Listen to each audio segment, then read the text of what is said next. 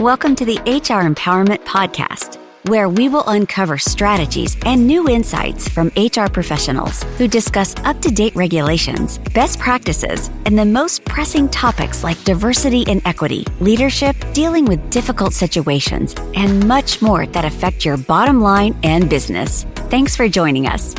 Hey everybody, Wendy Sellers here, the HR Lady. Welcome back. I am here with my co-host, JC. Hey, JC. And yes, you are, and you are welcome.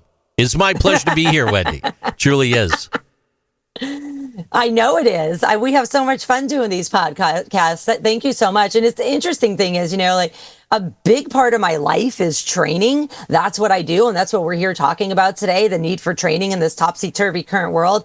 And even when we're doing our podcast, I learn something every single time, or I have something refreshed in my brain, and I love having guests. So if anybody is listening and has something to say and wants to share it with everyone else, please send me an email at wendy@thehrlady.com. We would love to have you on the podcast because we love to educate and we love to learn from others. With that said, what I do want to talk about real quickly is Family Medical and Leave Act, and specifically time off management. There is a training coming up on Aurora Training Advantage on FMLA and time off management on March 25th. I am not this speaker. I actually myself think I might be attending this training because I need a refresh. Many of my personal clients are small businesses, so they don't even qualify for Family Medical and Leave Act. They might be right on the edge.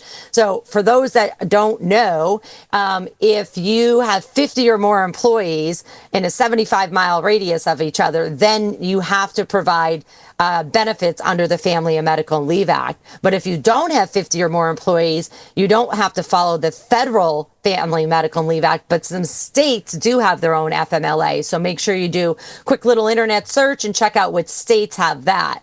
With that said, I highly encourage those listeners that are on today, if you even have 49 employees, or if you have 70 employees or 100 employees, if you fall or are close to falling in the area of 50 employees and have to comply with the FMLA, you really need to do a high-level training for your managers, because managers should know, and they're usually the first ones that employees go, "Hey manager, I have a bum knee," or "Hey manager, I'm pregnant," or "My spouse is pregnant." And managers may go like, "Whatever, why are you telling me this?" And it goes one in ear and out the other.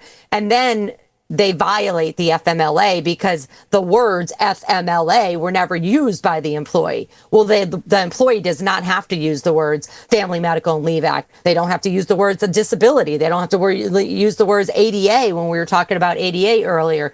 So it is very important to at least do a high level training with your managers so they know, ding, ding, ding, those words have now just enacted an employee's rights, and the manager needs to run to HR to say, "Hey, my employee said these words, what do I do?" I don't think they have to be an expert at an FMLA. You need to be an expert at FMLA, or at least know enough to, call someone, call an attorney, call an FMLA expert, call me, or just go on the FMLA website. Does that make sense? You brought something up there that really rings true and resonates. You said, "Call me."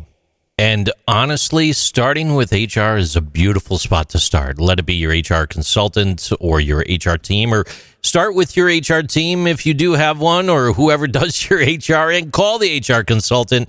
Who knows, you might wind up talking to that lawyer at the end of the day. There are legal precedents and employer rights out there.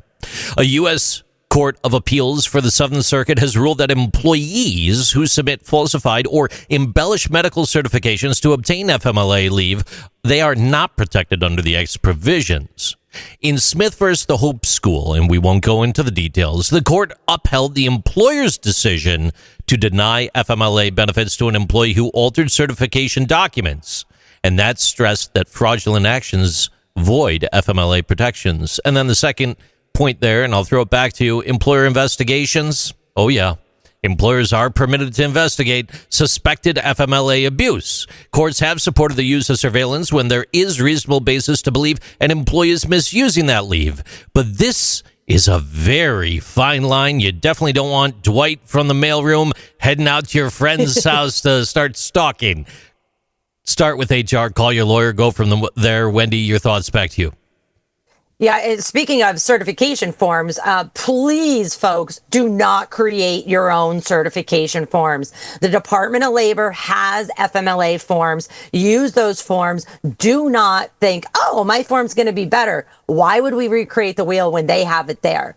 So there are certification forms for an employee's own medical condition. There's a certification form for the employee's family member. So if their child, for example, is sick or going through something, your employee still might be qualified.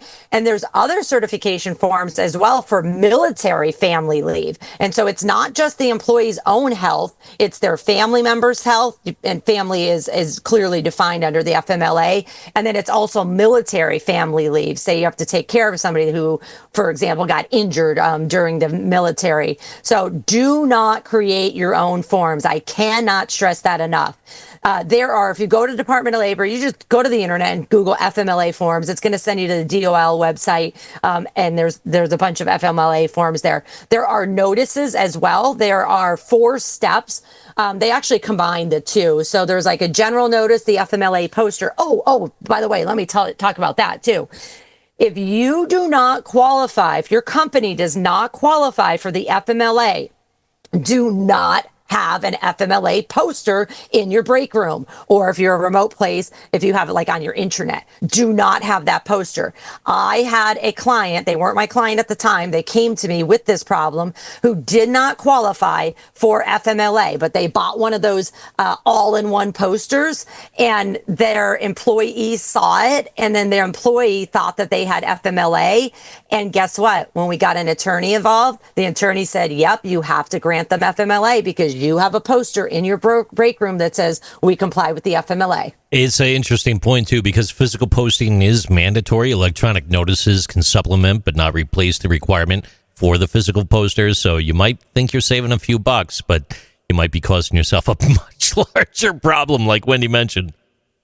Yeah, and then again, so there's the poster. It's free. You don't even have to buy it. You go on the DOL. Our tax dollars already paid for it. You download it, you put it in your break room, or if you're remote, you put it on your intranet.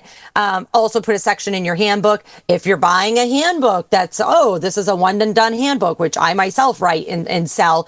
I even put in my notes in my handbook, if you do not have 50 employees, delete this section.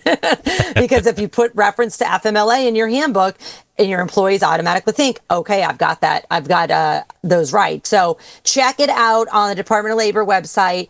Don't screw it up. Get the poster if you qualify. There's eligibility notices, there's rights and responsibilities notices, and then there's a designation notice. Even if you're telling an employee you do not qualify because you haven't been here for a year, and that's what's required to qualify for an FMLA, you still need to finish that notice and not just tell them. You need to actually give them the notice to say, you applied, we are denying it, and this is why. Otherwise, you're going to get yourself in some very hot water. With that said, like I mentioned, there's FMLA training on Aurora Training Advantage as well. So check that out if you have 50 or more employees in a 75-mile radius, so that you and your managers are properly trained, which is what we need. We need training in this topsy-turvy current world.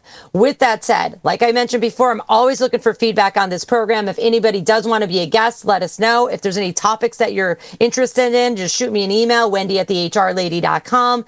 Up next in our final episode, we are going to be talking about succession planning and a little bit of training for that too. So thanks for joining us. Thank you for joining the HR Empowerment Podcast, brought to you by Aurora Training Advantage. We hope you've gained new insight and strategies to navigate the HR profession. We look forward to you joining us again on the HR Empowerment Podcast.